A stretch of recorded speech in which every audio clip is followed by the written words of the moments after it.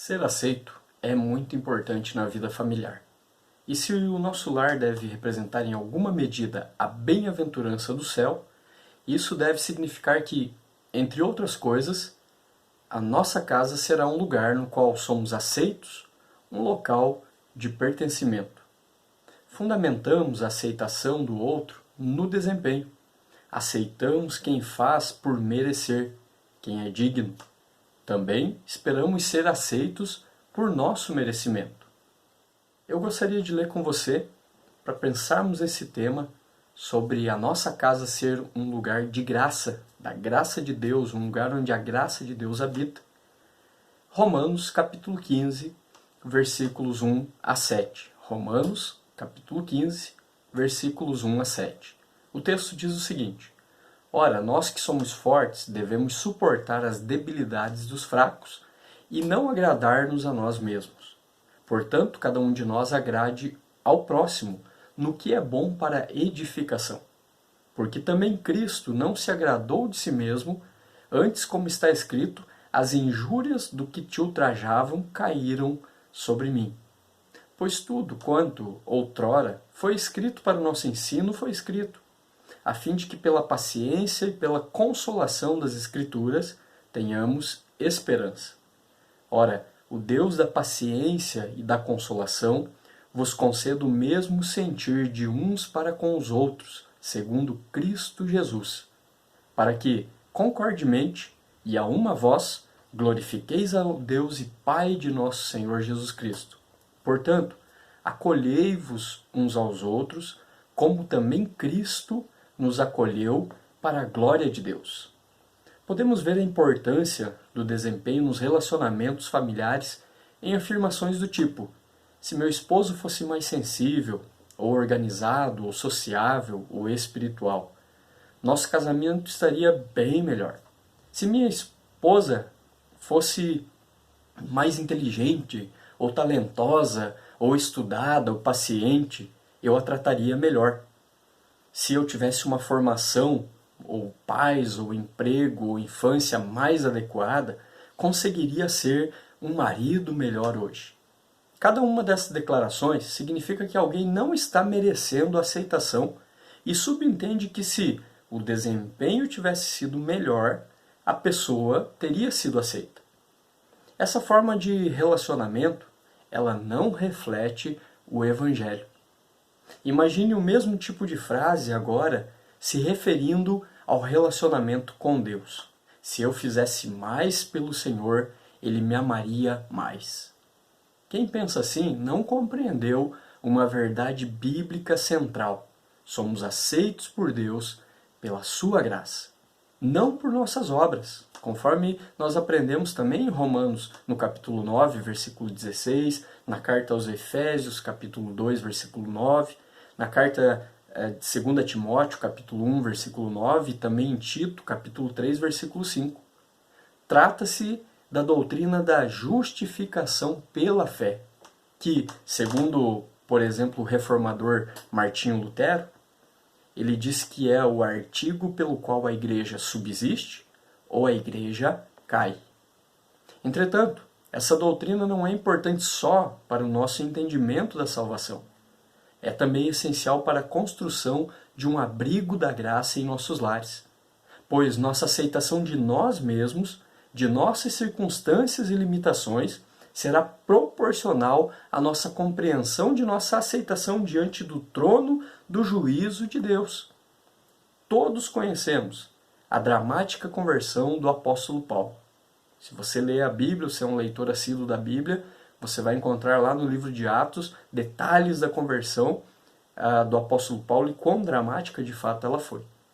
Quando viajava para Damasco para prender cristãos, uma luz do céu brilhou ao redor de Paulo e ele caiu no chão, cego, conforme diz em Atos 9. Como resultado, o perseguidor passou a ser o maior evangelista da igreja primitiva. Mas contraste a sua experiência com a que tiveram aqueles que guardaram o túmulo de Cristo. Quando Jesus ressuscitou, houve um grande terremoto que rolou a pedra que fechava a entrada do túmulo e um anjo, com o aspecto de um relâmpago, se assentou sobre ela, conforme relata o evangelista Mateus no capítulo 28. O resultado foi que os guardas ficaram apavorados, mas aceitaram um suborno dos sacerdotes para negarem a ressurreição. Tanto Paulo quanto os soldados viram algo espantoso. Mas por que tanta diferença na reação, desses personagens?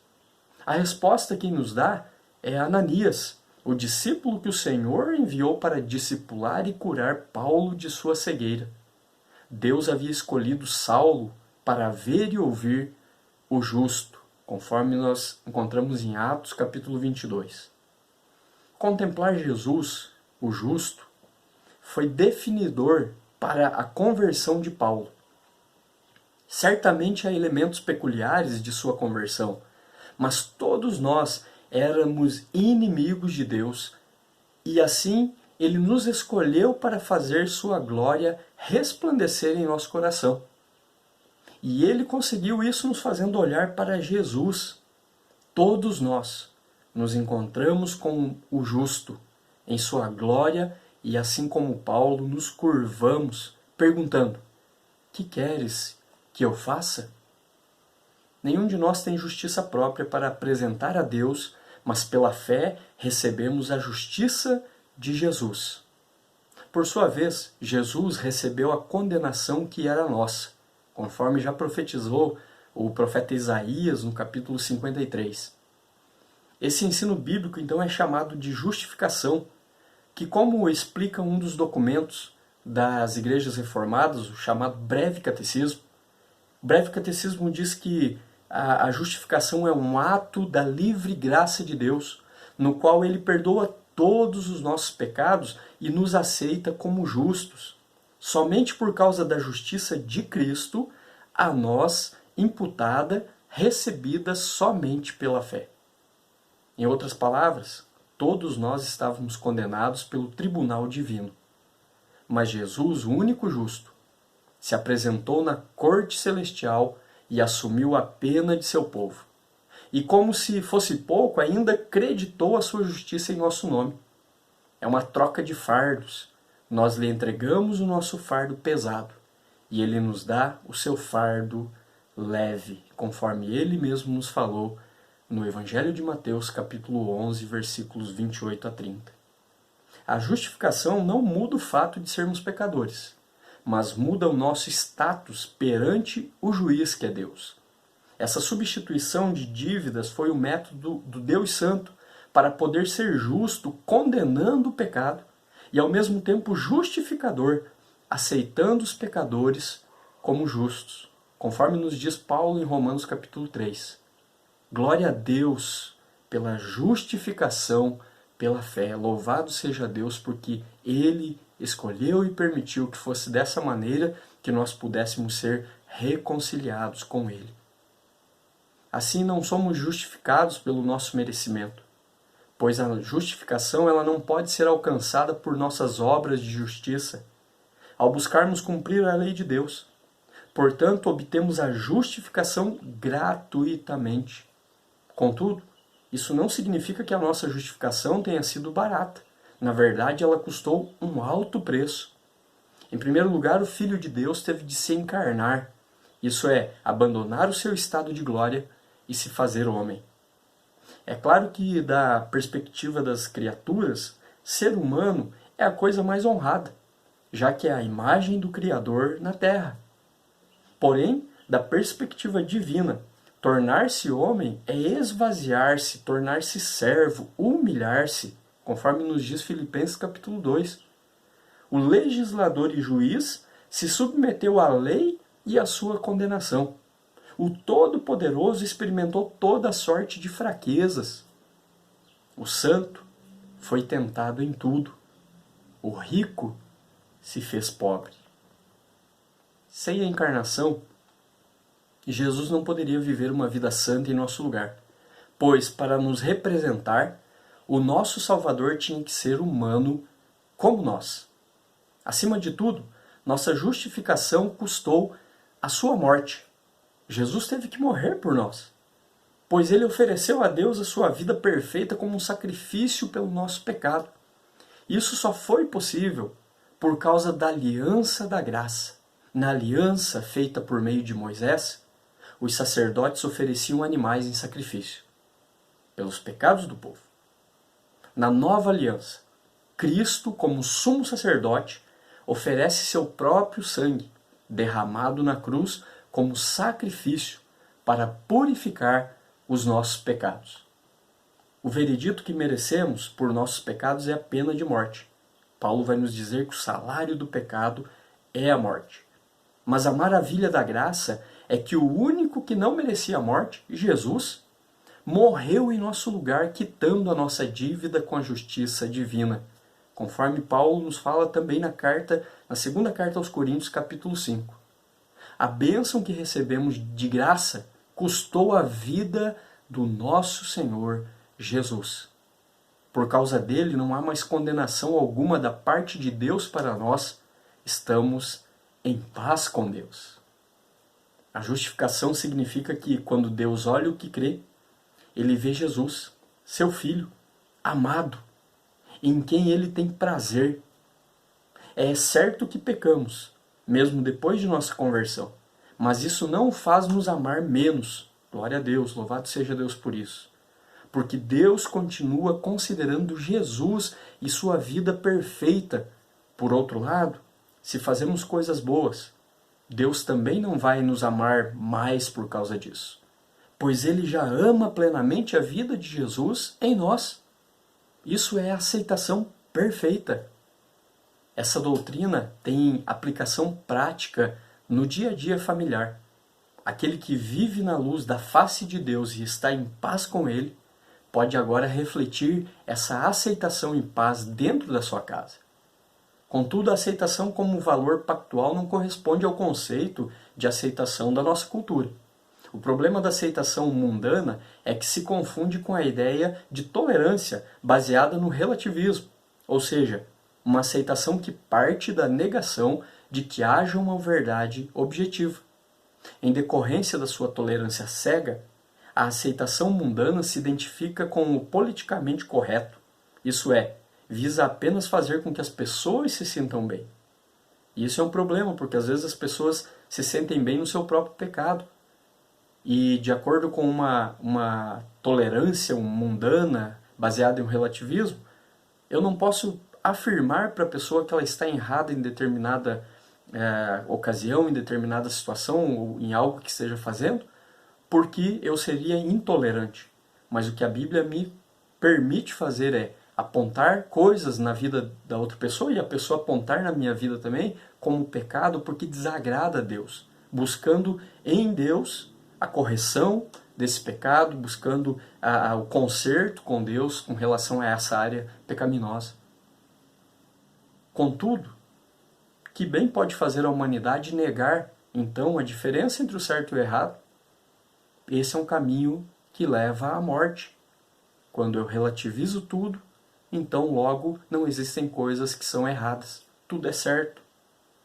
Mas quando eu vou à Bíblia, eu aprendo que sim, existem coisas que são corretas e coisas que são erradas.